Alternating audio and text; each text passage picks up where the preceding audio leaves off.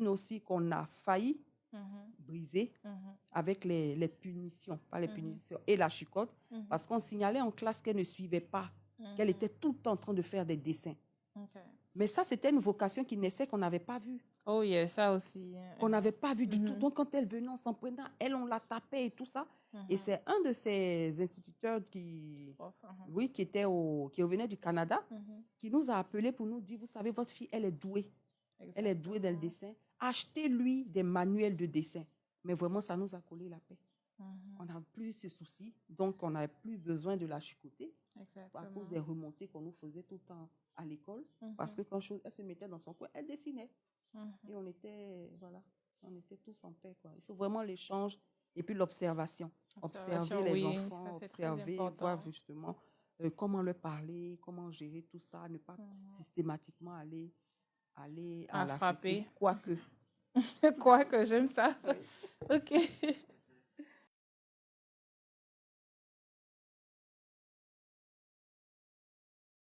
Bon, ça, c'est vraiment une rééducation qu'il faut faire. Un C'est une accompagnement, rééducation. vraiment.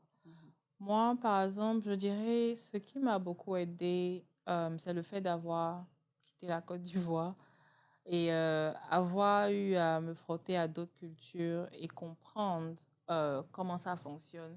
Donc, ça m'a permis de pouvoir peser le pour et le contre et voir au fait ce qui marche. Parce que aussi frapper, à un moment, toi-même, tu te sens mal. Parce que c'est pas comme si tu as Oui, envie de comme je disais, frapper, les poignets voilà. et tout. Tu te sens mal Voilà. physiquement Tu et même n'as pas envie de psychologiquement. frapper, Oui, voilà. Et tu réalises au fait que tu aurais je pu t'en pense que je suis en passer. train d'éduquer, mais je ne suis pas en train d'éduquer, au fait.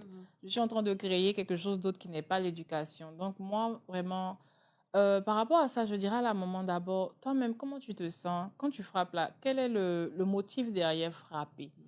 Qu'est-ce que ça, genre, parce que comme on dit souvent, c'est juste parce que je suis fatiguée que je te frappe. C'est même pas même ce que tu as fait là même là. Je n'ai même pas encore réalisé même ce que tu as fait. Je te frappe parce que je suis fatiguée. Oui, Donc, pourtant, je est-ce que ça pourrais. te, qu'est-ce que ça te fait de faire ça de un? Et de deux, moi je suis plus maintenant, on est en train d'éduquer la génération de demain. Donc, comment cette génération que tu es en train de frapper là, qu'est-ce qui va répliquer? Ça sera aussi je frappe, je frappe, je C'est ça. frappe. Donc moi, je suis beaucoup, en tout cas maintenant que j'ai des enfants, je suis beaucoup dans éduquer, encadrer une personne qui sont mes enfants, des filles qui seront des femmes de demain.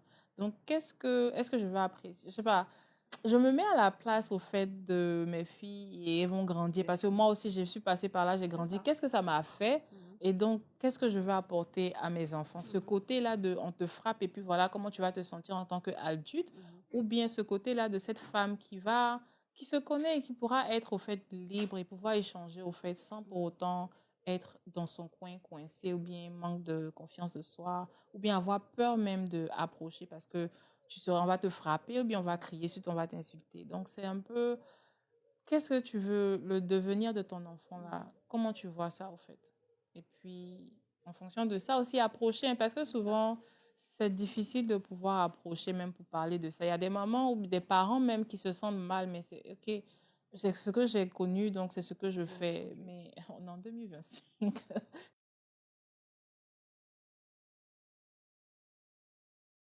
Oui, exactement. Oui, exactement. Parce Oui, que on a ce podcast aussi pour pouvoir aborder ces sujets et puis emmener des sensibiliser. changements, voilà, à ce qu'on connaît. Oui, Parce que comme on dit, les générations changent, on grandit. Pas qu'on bafoue ce qui se faisait avant. c'est Comme on ça. a dit, c'est le frapper est toujours impliqué dans l'éducation, mais aborder d'abord, comme on dit, vraiment emmener l'enfant à comprendre Mhm. pourquoi cette conséquence-là, C'est ça. pourquoi cette réaction. Donc, on veut pas juste bafouer tout ça, mais on veut éduquer pour éduquer. Autrement, en fait, c'est ça. Voilà, et éduquer autrement. Et dans l'association, on parle de tout ça, au Oui, fait. bien On sûr. parle des mamans, enfants, on parle de toi-même, ton développement personnel, Oui, la relation. voilà, la confiance en soi, tout ça. Donc, tous ces sujets-là, ces points sont abordés parce que, à la fin de la journée, ça concourt à la personne que tu es, au fait. Oui, et au Donc, bien-être. Et, voilà, oui. au bien-être. Donc, on rentre dans ces thèmes, dans ces sujets-là pour Mhm. pouvoir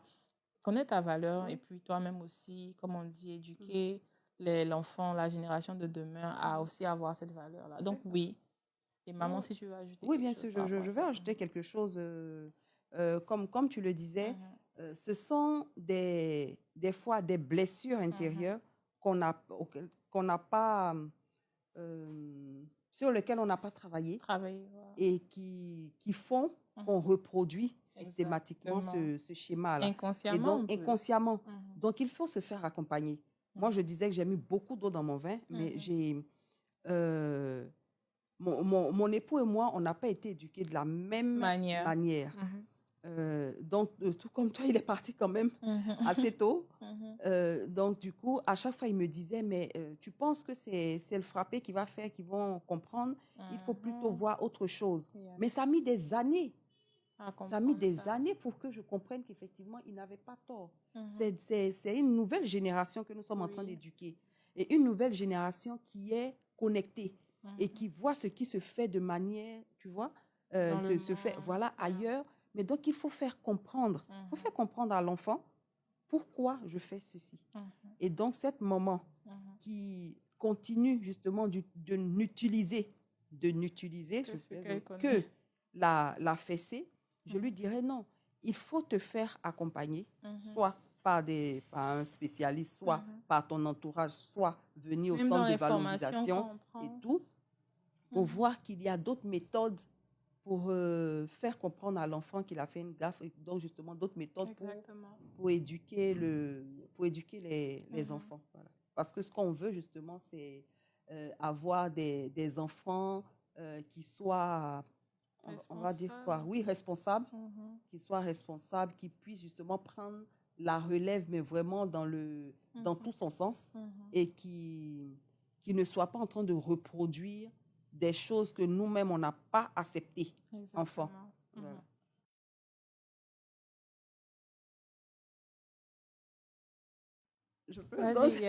Voilà, donc moi, je peux dire que justement, le papa vient un peu comme, dans certains cas, en tout cas mon cas, comme un modérateur. Celui qui va venir dire, en général, moi, ce que j'ai entendu très souvent et qui m'a aidé, donc son rôle de modérateur, c'est me dire à chaque fois, regarde le verre à moitié plein. Ce ne sont pas de mauvais enfants. Ils ont fait telle ou telle gaffe. Cherche à comprendre. Ne le blâme pas systématiquement. Donc, vraiment, le papa, en tout cas dans mon cas, il vient un peu comme un modérateur. Moi, je dirais, bon, je vais prendre le cas de la figure de mon père. Et puis, bon, moi, dans l'éducation de mes filles, pour l'instant, je suis papa et maman. Donc, moi, avec mon papa, comme tu as dit, c'est maman qui frappait plus. Papa frappait, mais c'était un peu genre, si papa t'a frappé, c'est que vraiment... Maman elle frappait comme une femme baoulée, on dit justement une femme baoulée. Voilà, maman elle frappait. La baie sort vite. Ça va très vite. Dit, ta baie sort vite. Hein. Oui, très très vite. Même souvent, même si elle a trouvé quelque chose, elle va prendre pour te battre. Mais oui. Donc oui, moi en tout cas, j'ai grandi dans le fait que maman frappait plus que papa. Et papa, il essayait de faire... Papa aussi, bon, il a fait ses études aussi à l'étranger. Donc je pense qu'il essayait de combiner les deux, voilà, essayer de frapper et puis truc. Et bon, moi, ça fait que le fait de voir papa ne pas me frapper comme maman me frappait, ça fait que j'étais plus proche de papa. Parce qu'avec moi, avec papa, on pouvait au moins se parler. Et avec maman, c'est genre, tu ne peux pas vraiment t'exprimer parce que si tu t'exprimes, oh, tais-toi là, tu as fait une bêtise, on te frappe. C'est ça. Donc, moi... Je ne veux rien savoir. Voilà, je ne veux rien savoir et tout. Je ne veux rien savoir. Exactement. Et puis, explication à donner. Et en plus, tu veux donner des explications? On ajoute encore dessus. C'est parce qu'on t'a pas bien frappé que tu vas parler encore, tu as encore la force de... Exactement. Et là, avec mes enfants aussi, bon, les amis autour et tout qui disent, oh, mais papa, ici, c'est un peu genre, papa doit être dur, toi, tu es la maman, donc tu dois être douce. Donc, faut pas être trop dur avec les enfants. Mais en fait, papa, il peut être dur. En général, il est très dur, mais sans forcément taper. Voilà. Et c'est parce que nous, on gère aussi avec les émotions. Oui, beaucoup avec les émotions. Donc, ça va très vite. Taper va très vite. Papa, il va peut-être avoir beaucoup plus de recul. Mais il est beaucoup plus dur en général que maman, quoi. Oui. Et dans ce sens-là, je pense qu'aussi, comme tu as dit, les pères, ils ont ce rôle-là dur Oui, à c'est distance, ça. mais pas frappé. Oui. Donc, c'est vraiment, c'est plus connu comme maman qui frappe, maman qui utilise le bâton Mhm. que papa. Mais c'est vrai aussi, il y a des familles où papa aussi va utiliser le Oui, bâton. Mais les hommes aussi ont, comme vous avez dit, ce rôle-là dans la société de éduquer. Donc, moi, je pense aussi que c'est pas seulement les mamans qui doivent venir prendre des formations. c'est Les ça. parents, les papas aussi doivent venir prendre des formations pour aussi comprendre aussi leurs enfants, aussi avoir ce côté-là où on peut s'asseoir parler. Parce que à la fin de la journée, quand on ne fait pas ça, les parents, les enfants voient les parents comme des... On a peur des parents, Oui. mais ils voient le Un peu dehors un comme, dictateur. voilà, un dictateur. Et Voilà, le il faut que je le dehors, tienne loin. maintenant, Je sera préfère pour aller eux, là-bas. voilà, aller Parce que dehors. Alors que le là-bas, on ne me dehors est blâme pas. dangereux. Oui. Le dehors est très Oui. dangereux. Le dehors, au fait, ils vont pas te punir, ils vont pas te dire des choses parce que les gens, ils vont pas te faire vraiment t'éduquer Oui, ou comme on dit là, mais ils vont te mettre dans des choses que vraiment tu vas regretter bien après. sûr. Donc, c'est pouvoir, au fait, papa comme maman, emmène ton enfant à pouvoir venir se rallier à toi, pouvoir venir vraiment être ouvert avec toi, que être ouvert avec le monde ou être ouvert avec, comme on dit, outside, les gens de dehors. Oui, bien sûr. So, papa, tu as un rôle aussi à jouer dedans. Oui.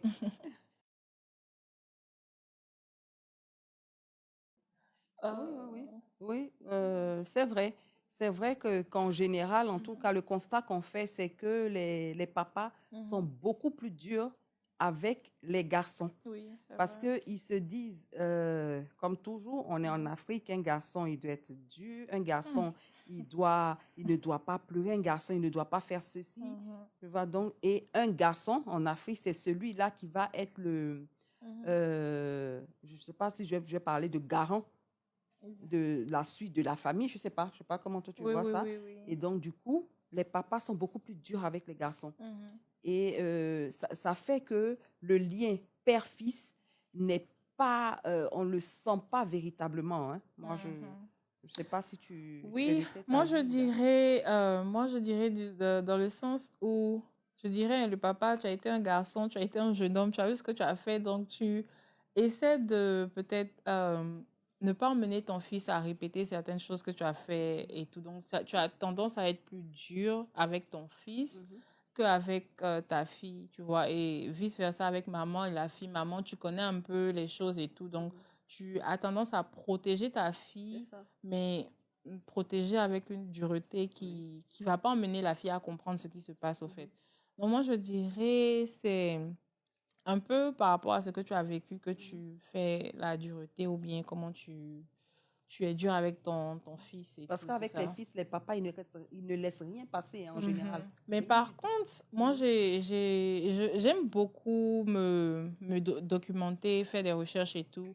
Et dernièrement, je suis tombée sur une vidéo d'un papa qui disait, et lui-même, il a reconnu que les papas ne font pas ça. Mhm. Donc, il a dit, lui, à chaque fois, depuis que son fils est petit, Mhm. il prend son fils, il prie avec son fils, Ouais, et tout ce que lui, il n'a pas reçu, on c'est ne lui a ça. pas dit, Oui. il, Il il, essaie il, il parle à son donc de fils, il dit corriger. ça, voilà tu vas prospérer, tu Oui, seras un enfant respectueux. Donc, c'est vraiment dans la prière que lui, il éduque son fils c'est et ça. tout. Mhm. Et c'est vraiment, son fils était, genre, comment je vais dire ça? Sans vraiment taper, sans Oui, vraiment être dur. oui, oui, Son oui. fils, au fait, l'amour que, like, chaque jour, ton Mhm. papa te prend pour Pour prier, dire, pour dire des c'est paroles comme ça. ça sur ta vie, ça touche, au fait. Oui. Et ça emmenait Et son du fils, tu vois, coup, son son fils fils aussi évite certaines choses. respectueux, Voilà. bien aussi comme son papa, Mhm. tu vois. Et il y a des moyens de pouvoir éduquer ton enfant sans vraiment être en train d'être dur. Mhm. Voilà.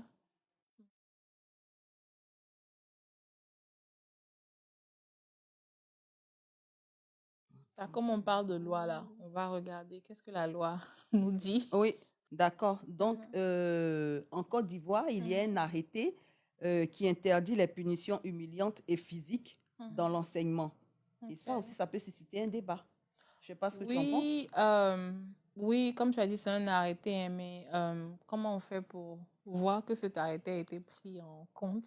Est-ce que, like, il y a je sais pas, des surveillants ou bien si, parce que ici encore, ça rentre dans l'éducation et le bâton. Oui. Si quelque chose s'est passé, le prêtre, je dis le prêtre, comment il s'appelle? Le L'enseignant, prof, le maître. l'enseignant, voilà, a Mhm. frappé l'enfant et que l'enfant vient dire, oh, l'enseignant m'a frappé. Mhm. Automatiquement, ils vont dire, mais toi, tu as fait quoi? C'est ce que tu as fait qu'on t'a frappé. Donc, oui, il y a un arrêté, mais est-ce que c'est vraiment pris en compte? C'est pas faux. Parce qu'on se dit dans la pratique, comment est-ce qu'on peut savoir si c'est Exactement. vraiment appliqué? C'est vrai que quand tu vas rencontrer l'administration et que tu lui demandes, en tout cas dans les échanges, comment ça se passe, ils te diront systématiquement, ah non, il y a un arrêté, hein, donc il n'y a pas de bâton à l'école, voilà, il n'y a pas de chucotte et tout.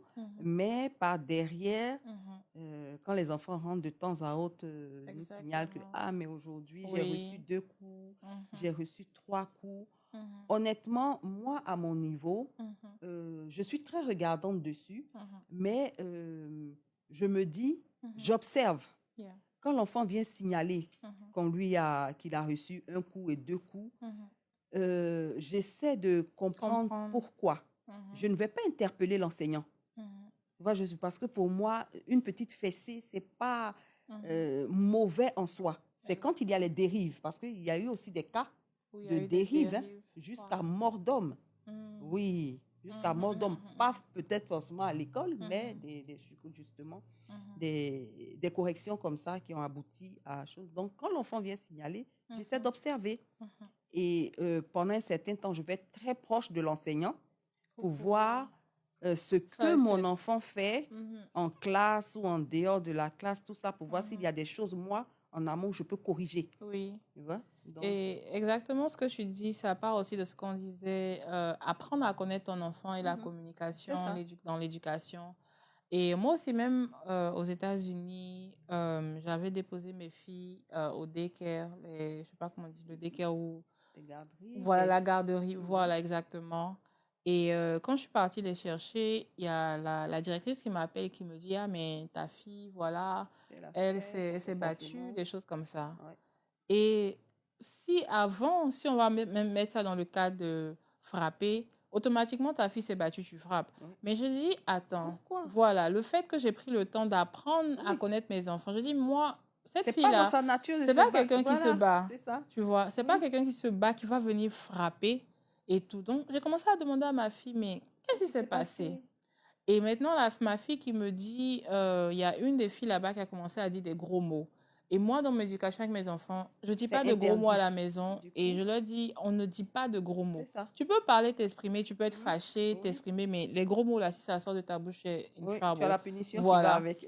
Donc, je parle à ma fille et je comprends qu'il y a un enfant là-bas qui a dit des mots vraiment très, très lourds pour des enfants de dire. On n'a pas supporté. Voilà. Et donc, moi, maintenant, je reviens à la directrice parce que toi, tu me dis mon enfant s'est battu, mais tu ne me dis pas pourquoi. Dans quel contexte, justement? Comment ça s'est passé? Exactement. Pourquoi? Et donc, je lui dis, mais ma fille m'a expliqué que, bon, l'enfant a dit ces mots et tout ça.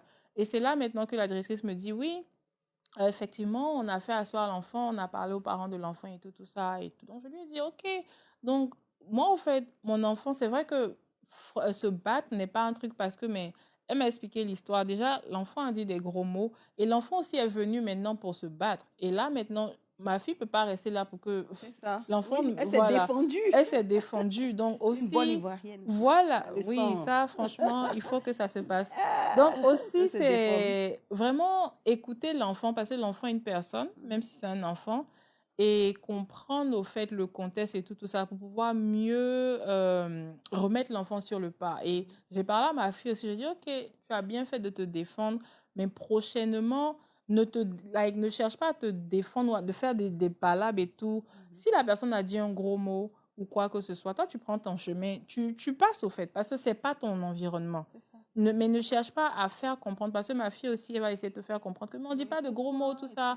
Et c'est là que c'est parti, elle a commencé à dire à la personne, mais on ne dit pas à l'enfant. Et l'enfant, maintenant, qui a commencé aussi encore à insulter ma fille, que tu te prends pour qui. Voilà.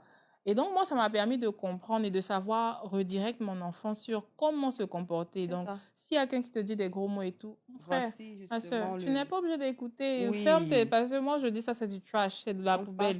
Tu n'es pas obligé de mettre la poubelle dans tes oreilles. Donc, juste trace ton chemin. Et si la personne te suit, va maintenant vers un directeur ou bien une directrice, une grande personne. Maintenant, si la personne te porte, mais là, c'est une self-defense. Donc, voilà. Si. Effectivement.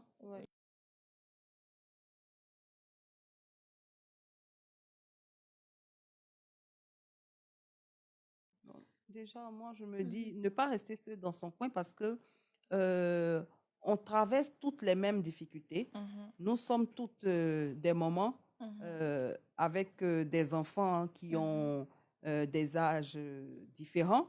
Et donc, venir à l'association permet de fédérer nos forces, d'échanger, de briser les barrières, de faire comprendre à l'autre que non, tu n'es pas seul dans la situation. Il y a aussi le partage d'expérience. Oui, voilà, le partage d'expérience et même aider, mais justement, à guérir peut-être du mal-être, du manque de, je sais pas moi, de confiance en soi et tout ça, et avoir des alternatives pour l'éducation de nos enfants. Donc, c'est pour ça qu'il ne faut vraiment pas rester dans son coin. On n'arrive pas à s'en sortir. On se rapproche de l'association. On se rapproche justement des moments qui ont une certaine expérience aussi, voilà, pour sortir de... Et j'adhère aussi à ce que tu dis, parce que moi, c'est un peu aussi comment j'ai adhéré de la période dans laquelle même je suis venue dans l'association. Tu traverses des choses. La vie est difficile, c'est pas seulement l'argent. Hein. En tant qu'une personne même, tu traverses beaucoup de choses, le boulot, les relations, famille, mari ou boyfriend, whatever it is. Like, tu traverses des choses que toi-même, tu n'as pas toutes les solutions, tu n'as pas toutes les réponses. Et souvent aussi, l'isolement ne va pas t'aider au fait à résoudre les problèmes. Voilà. C'est encore même plus de problèmes parce que voilà. Il y a des questions, tu ne sais pas si c'est normal, c'est pas normal. Et vu que tu es assise, dans ta tête, c'est pas normal, mais alors que peut-être c'est normal. Donc, le fait d'adhérer à une association, le fait d'avoir aussi des personnes autour de toi, comme tu as dit déjà, que tu traverses une situation, tu penses que tu es la seule, et là, tu entends maman Emma qui te dit, mais moi-même, ma fille, tu te dis, oh, ok, mais attends, c'est ce que ma fille m'a fait. Voilà. Et aussi savoir comment elle a fait, tu peux appliquer. Exactement. Ou même, comme on dit ici, quand tu es fatigué, like, voilà, surmener et tout. Souvent même, tu t'en rends pas compte que tu es en train de faire ça. Donc, pour toi, c'est il faut que. Et puis, le fait de parler, tu vas voir que, OK, il y a une formation là où on t'a dit la confiance en soi ou bien même le développement personnel. Tu te dis, mais OK, tout ce qu'ils sont en train de citer là, c'est ce que, voilà. Et ça t'ouvre maintenant à comprendre que, oh, il faut que je prenne une pause ou bien il faut que je fasse ci. Vraiment, le fait d'être dans une association, pas n'importe laquelle, comme on dit, ça y est. Une association des mamans leaders, c'est pas une association où on va venir te dire, OK, il faut faire ci, il faut faire ça. On prend le temps de t'écouter, de savoir au fait où tu en es dans ta vie, de pouvoir te comprendre.